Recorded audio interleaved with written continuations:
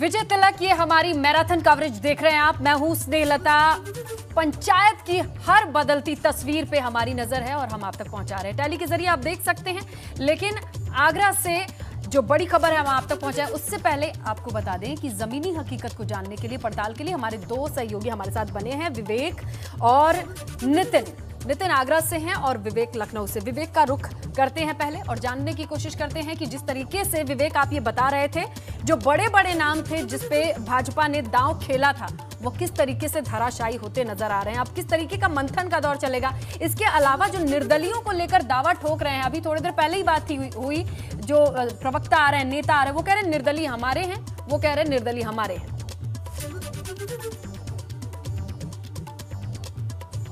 जी स्नेहलता, देखिए 1000 के आसपास निर्दलीय अभी तक आगे चल रहे हैं, रुझान में है और निश्चित तौर पे इस चुनाव में निर्दलियों का बड़ा प्रभाव सामने आएगा, बड़ा महत्व सामने आएगा और निर्दलीय ही आगे जो जिला पंचायत अध्यक्ष की कुर्सी है वहां तक किसी भी पार्टी को पहुंचाएंगे। तो इनके जो दावे हैं हर पार्टी कह रही है, समाजवादी पार्टी के लोग अपने कह रहे हैं कि निर्दलीय जो उनके हैं जिनको वो टिकट नहीं दे पाए थे और वो बागी होके या अलग होके चुनाव लड़ दिया उन्होंने। इसी तरह से भाजपा भी कल जो भाजपा के पदाधिकारी थे, जो इनके प्रवक्ता थे, उन्होंने भी यही कहा था कि निर्दलीय उनके अपने हैं। तो ये जो पूरा मायाजाल है निर्दलियों को अपने पक्ष में लेने का, ये आगे जिला पंचायत अध्यक्ष की कुर्सी का भी चुनाव होना है, इसलिए ये निर्दलीय बहुत महत्वपूर्ण भूमिका निभाएंगे।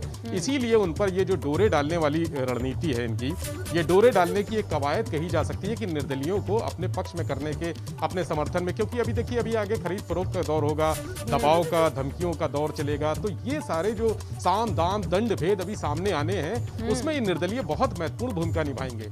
इसी में से लोग आएंगे, पार्टी में वापस ज्वाइन करेंगे, जो लोग गए हैं वो भी वापस आएंगे, या लोग जो दूसरे हैं, दूसरे दलों के हैं, उनको भी जोड़ तोड़ की राजनीति अभी होगी। ये पंचायत चुनाव की राजनीति अभी एक तरह से ये पहला चरण जो मतगणना के परिणाम आए, पहला चरण खत्म हुआ है।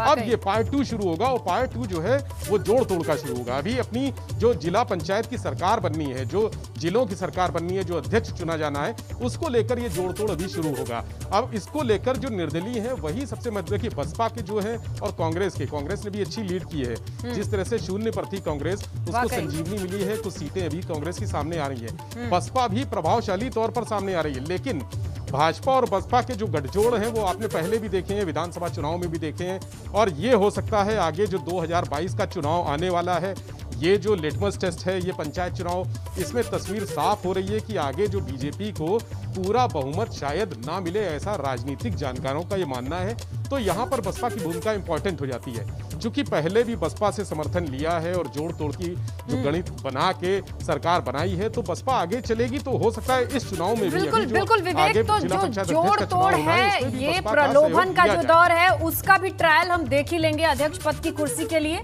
जो निर्दलीय हैं उनको किस तरीके से मान मनोवल के बाद अपनी तरफ ले आया जाता है, कौन कौन सी शर्तें होंगी, ये तो कभी नहीं दिखती हैं, बावजूद इसके इस पर नजर रहेगी। लेकिन हम रुख करेंगे नितिन का। नितिन, आगरा से जो कई तस्वीरें आई हैं वो हैं कि जीत के बाद कहीं जश्न है तो कहीं कोई दबंगई दिखा रहा है। ये नतीजों के बाद वाली तस्वीर भी आगरा से कई जगह अशांत करती है। देखिए स्नेहलता, ये पंचायत चुनाव के साइड इफेक्ट्स हैं और पंचायत चुनाव एक ऐसा चुनाव है जिसे कहा जाता है कि यहाँ लॉ एंड ऑर्डर को मेंटेन करना सबसे ज़्यादा चुनौती होती है।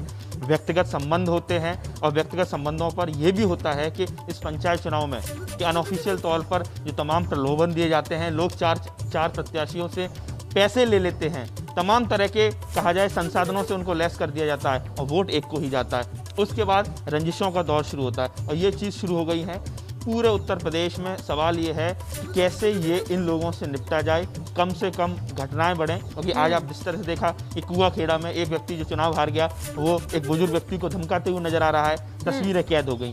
जगह जगह विजयी जुलूस निकाले जा रहे हैं, तो विपक्षी लोग इसको अपने आत्मसम्मान से जोड़ रहे हैं। तो ये सारी चीज़ें बिल्कुल देखने को मिलेंगी। लेकिन जो मेन जो मुद्दे की बात है कि किस तरीके से समाजवादी पार्टी का जो रोल इस समय निकल के आया है, ये अपने आप में बताता है कि भाजपा के लिए 2022 कितना टफ होने वाला है। ये खतरे की घंटी है। देखिए, दो बड़े फैक्टर हैं कोरोना काल में, कोरोना के संकट काल में जिस तरह से लोगों ने अपनों को खोया है, एक अदर सिलेंडर ना मिल पाने की वजह से किसी ने अपने भाई को खोया है, किसी ने अपने पिता को खोया है, किसी ने अपनी बेटी को खोया है, किसी ने अपनी माँ को खोया है। तो आप समझ सकते हैं ये सारी चीज़ें इन नतीजों में रिफ्लेक्ट हो रही है।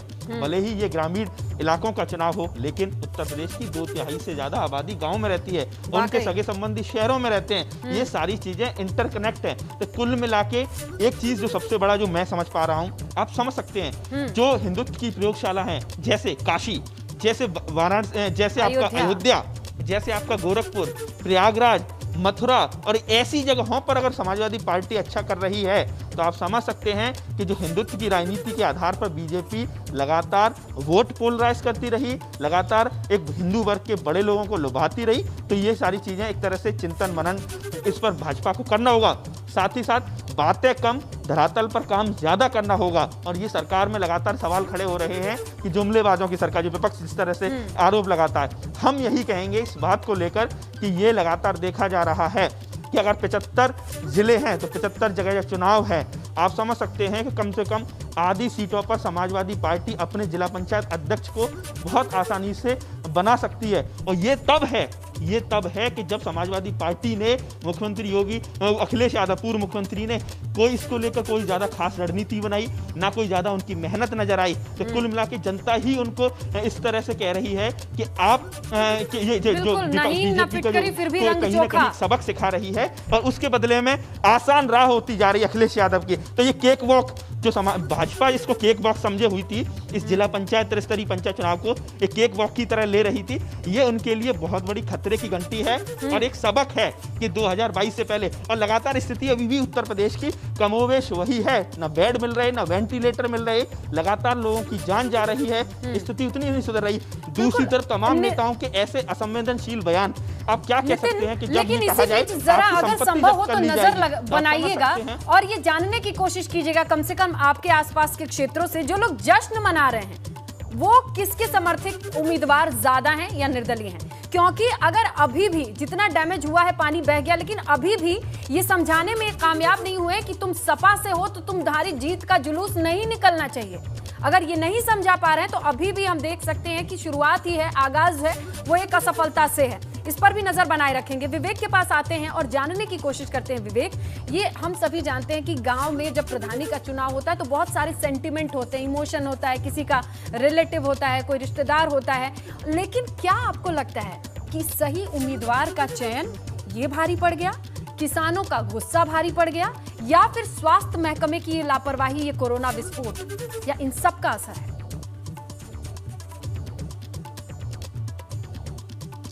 जी स्नेहलता, देखिए मुद्दे तीनों हैं। जैसे आपने कहा कि उम्मीदवारों के चयन के लिए भाजपा ने लंबी लंबी बैठकें की और बड़े चेहरे उतारने की कोशिश की, जबकि बड़े चेहरे की जरूरत नहीं थी। धरातल पे जो आदमी काम करता है उसकी जरूरत थी। भाजपा ने इस बात को इग्नोर किया कि धरातल से जुड़े लोगों को उन्होंने मौका नहीं दिया। इससे नाराजगी भी रही।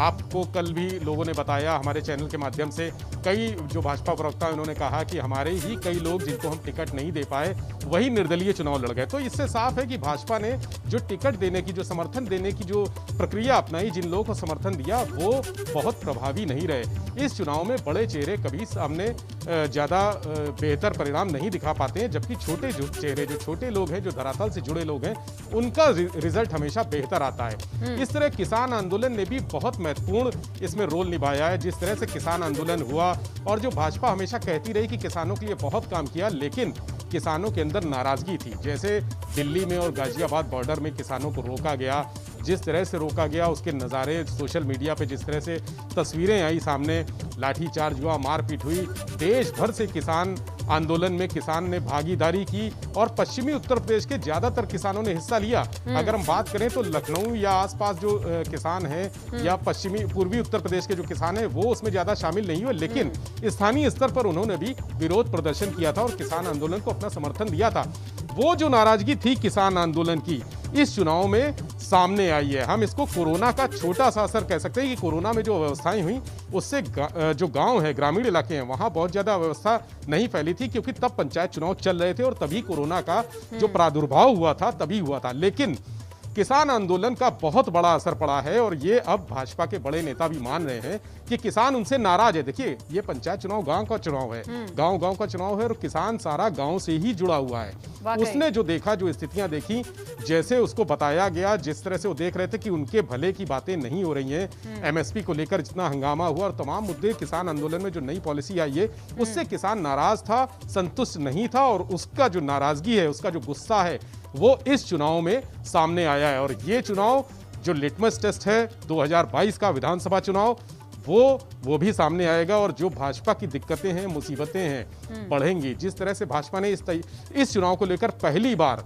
वॉर रूम बनाया था, तमाम टिकट देने के लिए तमाम बैठकें की, घंटों बैठकें चली। राष्ट्रीय अध्यक्ष जेपी नड्डा लखनऊ आए थे, उनसे विचार विमर्श करके टिकट दिए गए, लेकिन वो कोई भी चीजें काम नहीं आई, कोई भी रणनीति भाजपा की काम नहीं आई। घर घर जाना, लोगों से संवाद करना, पार्टियां बनाना, अलग अलग बैठकें करना, सब जो भी इंतजाम थे वो कोई काम नहीं आए। और पूरी तरह से भाजपा की रणनीति, रणनीति का जो किला था वो और ध्वस्त वहीं हो गया। दूसरी तरफ अखिलेश यादव को इस चुनाव के मद्देनजर देखते हैं तो हम नितिन से ही जान लेते हैं। आगरा से ही लगा हुआ वो पूरा बेल्ट आता है, एक्सप्रेसवे से ही जुड़ी वो तमाम वो एरिया, वो क्षेत्र आते हैं जहां पर अखिलेश यादव का गढ़ माना जाता है। वहां से लगाए वो पूरा बेल्ट, जिसे जाट बेल्ट कहते हैं, किसान आंदोलन से जुड़ा रहा है।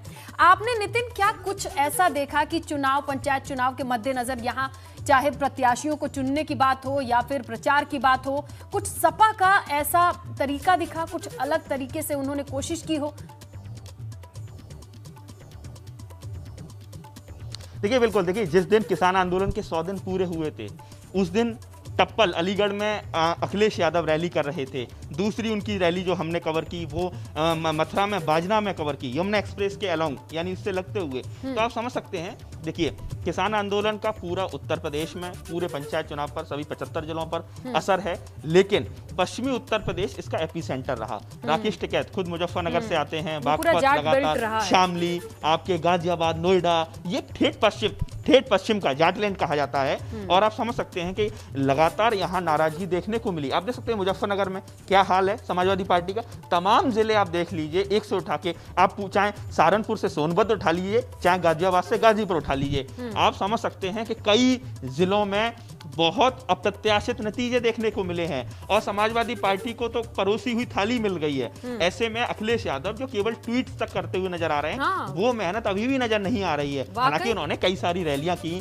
उन्होंने जयंत चौधरी के साथ बाजना में रैली की, एक संयुक्त रैली की, लेकिन ये चीजें समझना चाहिए अखिलेश यादव के लिए फेवरेबल ये है कि जनता कहीं ना कहीं बीजेपी से जबरदस्त नाराजगी है। 2022 में आप इसका फायदा उठा सकते हैं। वहीं बीजेपी के लिए ये चेतावनी है कि अगर आप नहीं सुधरे, हठधर्मिता, अहंकार और जैसे लगातार कि हमने जो फैसला ले लिया हम नहीं बदलेंगे, या हमने जो सोचा है वो जनता के लिए सोचा है, लेकिन अगर किसी भी चीज को लेकर, किसी भी कानून को लेकर या किसी भी फैसले लेकर सरकार का विरोध हो रहा है तो वाकई जब नितिन आपने उन्हीं के क्षेत्र में रहकर उनके बहुत ज्यादा प्रयास नहीं देखे हैं ट्वीट के अलावा, तो फिर बाकी क्षेत्रों में, पूर्वांचल को तो छोड़ दीजिए, वहां आकर वो प्रचार कर रहे हैं पंचायत का, ये तो बहुत ही मुश्किल है। उन्हीं के गढ़ में इतनी कम मौजूदगी, 2-3 रैलियां आप गिनवा पाए कुल मिलाकर, तो ये रही जहां पर बिल्कुल कहा जा सकता है ना हींग ना फिटकरी, रंग चोखा आया है और अभी तक रुझानों में कम से कम यही नजर आ रहा है। देखते हैं आगे तस्वीर कैसे बदलती है। आप दोनों हमारे साथ बने रहिए क्योंकि गहराइयों को समझने की कोशिश कर रहे हैं कि ये रुझान है वो क्या बता रहे हैं, उसके पीछे की वजह क्या हो सकती है।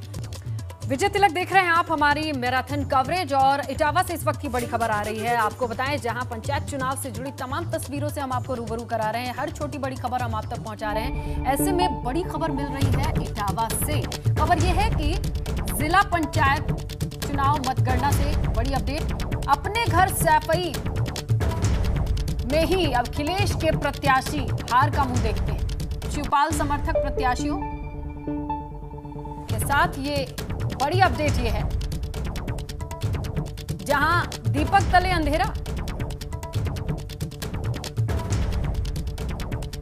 चलिए मोहम्मद पारिक हमारे सहयोगी फोन लाइन पे जुड़े, उनसे जानकारी लेते हैं। मोहम्मद, देखिए पूरे प्रदेश में अच्छे रुझान आ रहे हैं और दीपक तले अंधेरा। जी हाँ, रुझान अच्छे आ रहे हैं और इटावा में भी सपा बसपा का गठबंधन हुआ था, लेकिन जब बात सैफई और जसवंत नगर की हुई तो वहाँ पर बात नहीं बन पाई, क्योंकि सैफई में शिवपाल सिंह का भी प्रभुत्व है और अखिलेश यादव के भी लोग हैं, तो वो दोनों लोग वहाँ बैठने को तैयार नहीं थे, तो वहाँ दोनों ही लोग कैंडिडेट खड़े हुए। नतीजा ये हुआ कि बसपा समर्थित जो डॉक्टर अरविंद थे उन्होंने अखिलेश के कैंडिडेट को वहाँ मात दी। इसी तरह जसवंत नगर में भी शिवपाल का पलड़ा भारी रहा और वहाँ भी समाजवादी पार्टी को हार का मुंह देखना पड़ा। बात और दूसरे ब्लॉक में बड़सरा हो, भड़तना हो, और शाखा हो, वहाँ तो बात बन गई थी, लेकिन सैफई और जसवंत नगर वहाँ दोनों ही लोगों में बात नहीं बन पाई, जिसका नतीजा हुआ कि समाजवादी पार्टी को चाचा शिवपाल भारी पड़ गए।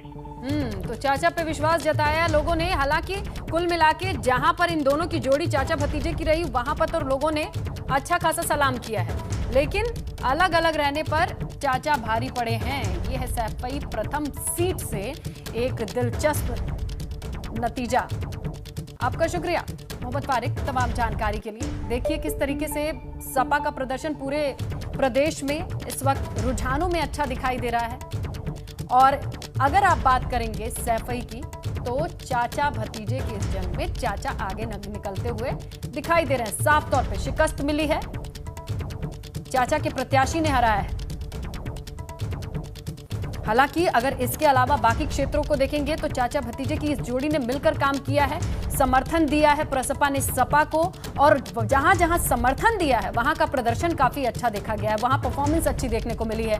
लोगों ने आंख बंद करके वोट दिया हो, ऐसी परिस्थिति हो। चलिए हम रुक करते हैं हमारे सहयोगी विवेक त्रिपाठी का, उनसे जानने की कोशिश करते हैं। विवेक, जरा देखिए कि इस चुनाव में बड़ी अतरंगी चीजें भी देखने को मिली हैं। बड़ी बड़ी सीटों पर जहां उम्मीद थी जीत होगी, वहां हार मिली है।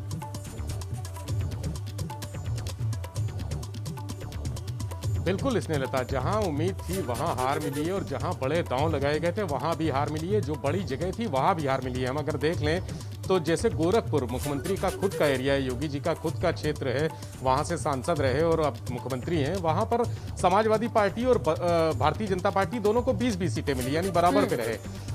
बाकी जगह अगर हम वाराणसी का देखेंगे, प्रधानमंत्री का संसदीय क्षेत्र है, वहां पर विकास कार्य गली गली दिख रहा है। कई सालों से लगातार, जब से मोदी जी प्रधानमंत्री बने हैं तब से वहां पर विकास कार्य फोकस है, सारा फोकस है वाराणसी के गलियों तक विकास की बयार बह रही है। लेकिन पंचायत चुनाव में वहां स्थिति बहुत खराब है, भाजपा सपा से बहुत पीछे है। इसी तरह से अगर हम आगरा को देखेंगे, आगरा की बड़ा शहर है, वहां भी स्थिति खराब है। अयोध्या, जहां पर राम मंदिर बनवाया, जो इतने साल से मुद्दा अटका हुआ था, वहां राम मंदिर बनवा के सरकार ने अपना दावा, जो जिसके बल पर वोट मांग रही थी, चुनाव जीतती थी, वो मुद्दा जब पूरा हो गया तब भी वहां लोगों ने भाजपा को नकार दिया। तो ऐसी जगह है। और राजधानी लखनऊ का हाल आपने देखा ही, यहाँ पर 25 सीटों में से सिर्फ 3 सीटें भाजपा को मिली। ये माना जा रहा था कि लखनऊ एक ऐसी जगह है जहां पर सरकार बैठती है, सरकार का खुद का क्षेत्र होता है, अधिकार क्षेत्र है, तमाम विकास कार्य करती है और प्रभाव होता है।